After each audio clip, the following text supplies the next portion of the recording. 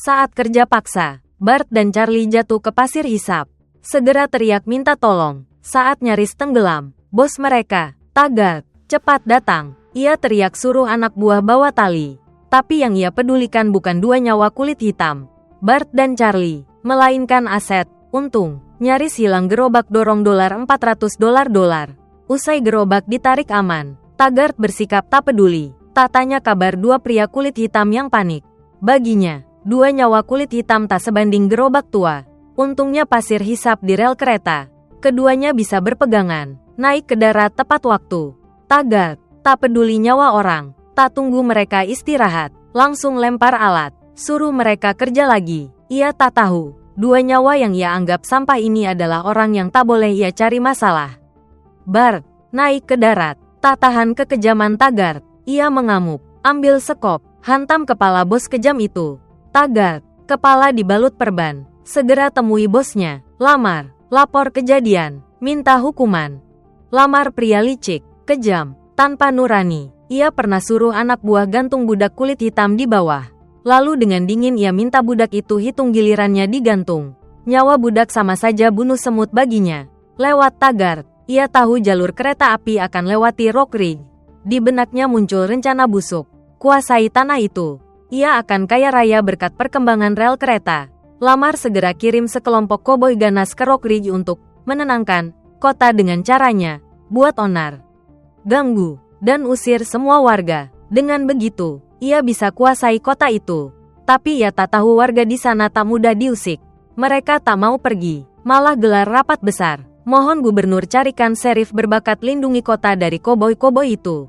Lamar marah rencananya terhalang. Saat ia sibuk mikir, suara ribut terdengar dari luar. Saat itu, Bart nyaris digantung anak buah Lamar di bawah.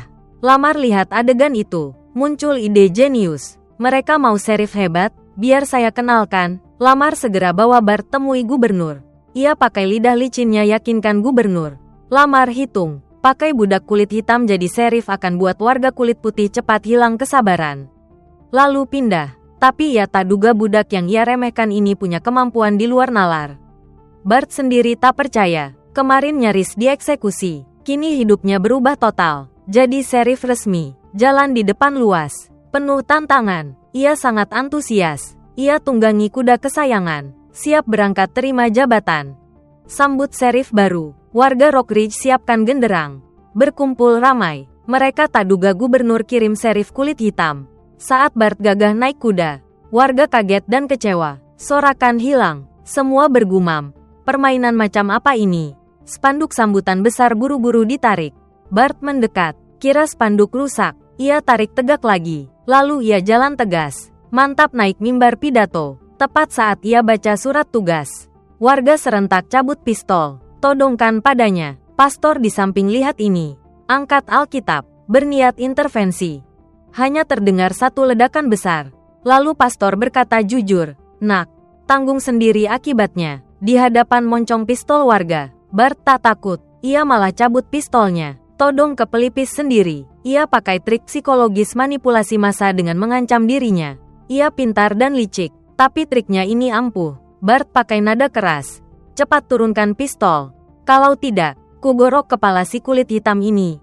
Warga panik, "Ya Tuhan, dia serius. Turuti dia." Warga serentak jatuhkan pistol ketakutan. Bart lihat itu, lanjut sandiwaranya, lalu perlahan kembali ke kantor. Bergumam puas, "Oh, kau memang berbakat, mereka semua bodoh." Begitulah Bart sukses jadi serif. Mulai biasakan diri dengan pekerjaan barunya. Di markas, ia lihat koboi bernama Jim, ditahan di sel 2. Mabuk jatuh ke lantai. Bart mendekat, mereka seperti pahlawan ketemu pahlawan.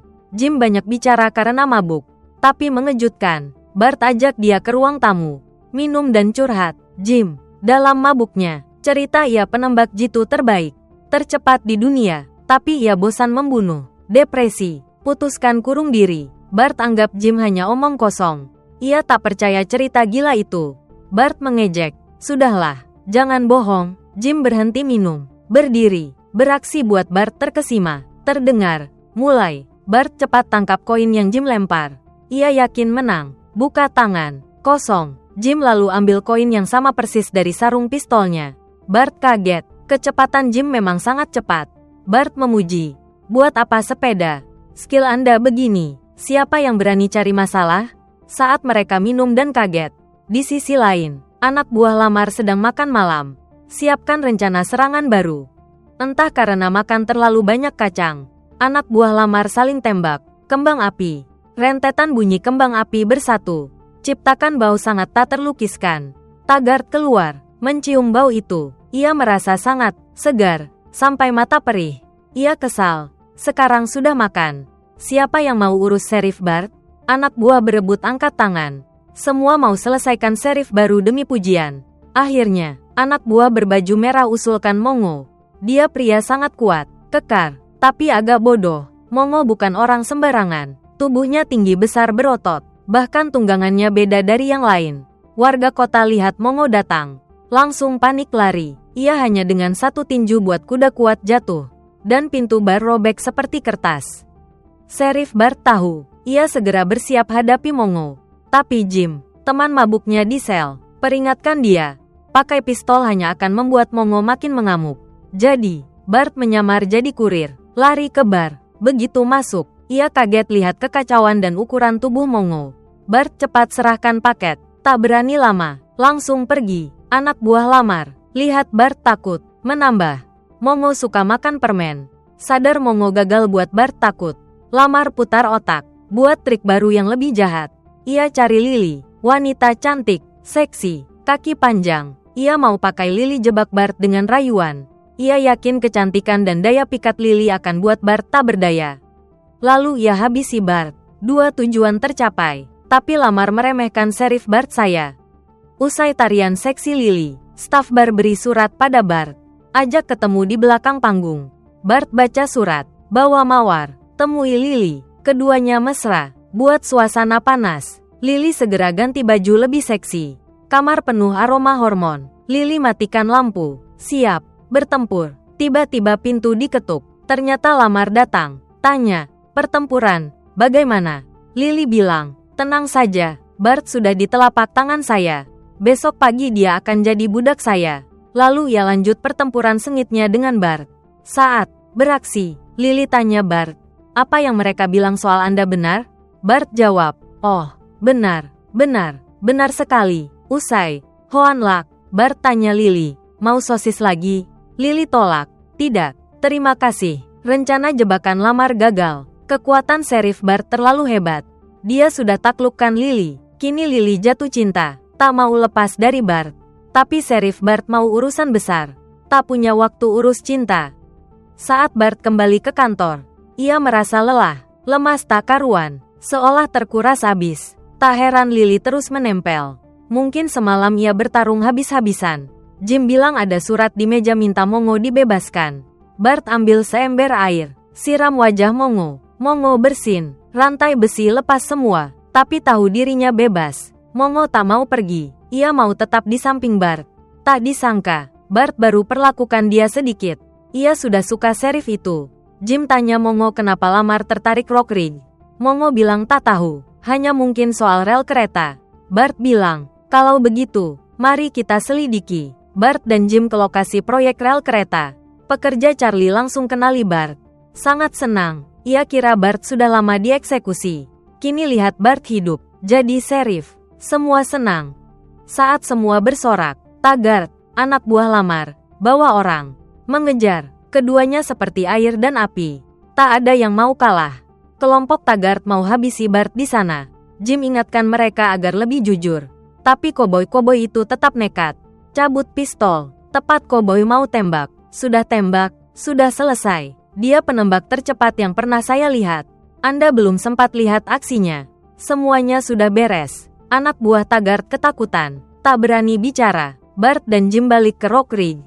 Warga sudah bersiap pindah. Mereka tanya, tahu Lamar tak bisa tangani Sheriff Bart. Ia mau hancurkan kota itu. Bart, Sheriff kota ini, tak bisa biarkan itu. Ia bilang ke semua. Beri dia 24 jam. Ia selamatkan Rock Ridge. Warga itu berdarah daging. Lihat Sheriff bersemangat. Mana mungkin tak dukung? Mereka setuju. Saat itu, Lamar wawancarai orang yang mau hancurkan Rock Ridge. Banyak penjahat terkenal dari seluruh dunia berkumpul. Proses wawancara ketat, harus punya catatan kriminal, perampokan, pembunuhan. Seorang pria, hanya karena mengunyah permen karet saat perkenalkan riwayat kriminalnya, langsung ditembak mati lamar, kenali musuh, menangi setiap pertempuran. Jim dan Bart, intai situasi musuh, nekat masuk sarang harimau. Jika aku tak ke neraka, siapa lagi? Keduanya menyamar, ikut antrean wawancara, tapi Bart tunjukkan tangan hitamnya saat tanda tangan. Jim beralasan dia baru bakar rumah. Belum sempat cuci tangan, ia ludahi. Coba hapus. Tapi apa bisa hilang pakai ludah? Taggart buka penutup kepala Bart. Oh, halo semua. Kaget, saya Bart. Keduanya lari tunggang langgang. Tengah malam, Bart dan Jim ke tempat tinggal pekerja rel. Bart bilang ke temannya, Charlie, kumpulkan semua pekerja di sana. Temui dia 3 km barat kota. Lalu ia kumpulkan warga. Ia bilang ke semua, sebelum matahari terbit, bangun replika kota Rock Ridge. Baru selesai bicara, pekerja rel sudah tiba. Semua saling sapa, cepat mulai kerja. Saat matahari terbit, replika kota sudah berdiri. Saat semua puji hasil kerja semalam, Lamar sudah kumpulkan pasukan, siap berangkat ke kota. Bart tiba-tiba sadar, kota palsu ini terlalu sepi. Tapi semua bilang koboi Lamar sudah di jalan. Tak ada waktu buat orang-orangan. Bart tenangkan semua. Ia akan ulur waktu. Pria ini memang banyak akal. Setelah sibuk, Bart berhasil bangun pos tol. Saat Lamar tiba, gerbang tol langsung menutup, menghalangi. Ada yang punya uang receh? Tidak ada. Saya tak punya uang receh. Tolong putar balik, ambil uang receh. Bart sudah di puncak bukit. Siap nonton drama. Harus diakui koboi-koboi ini punya kesadaran. Mereka antre lewati pos tol. Lihat rombongan kuda berteriak, menyerbu kota. Mereka tak peduli siapa, asal tembak, kena siapapun. Bart di puncak bukit rasa saatnya tiba. Ia tekan tombol bom sekuat tenaga, tapi tak ada yang terjadi. Ia lihat Jim, kau sibuk, santai saja, tak ada masalah. Keahlian menembakku, tenang saja. Jim cabut pistol, membidik. Saat itu, Taggart rasa ada yang aneh. Ia tendang, pemandangan kota palsu itu roboh. Tapi saat ia sadar, Jim manfaatkan peluang, tembak ke bawah. Ledakan besar di kota palsu terdengar. Dari jauh, terlihat orang dan kuda terbang bak menari. Bart bawa warga menyerbu kota. Kedua pihak, orang dan kuda, saling serang. Tinju dan tendang tak karuan. Jim saking asyiknya memukul. Ia tinju wajah Sheriff Bart. Oh, maaf, bro. Usai kekacauan, tiba saatnya duel final Sheriff Bart dan Villain Lamar. Bart, andalkan keahlian menembak. Beri Lamar tembakan mematikan. Kirim dia ke liang kubur. Perang usai. Kota kembali damai. Bart tak tega tinggalkan kota dan warganya. Tapi dia dan Jim harus lanjut perjalanan. Ada pepatah bagus. Semua akan berakhir indah. Jika belum indah, berarti belum berakhir.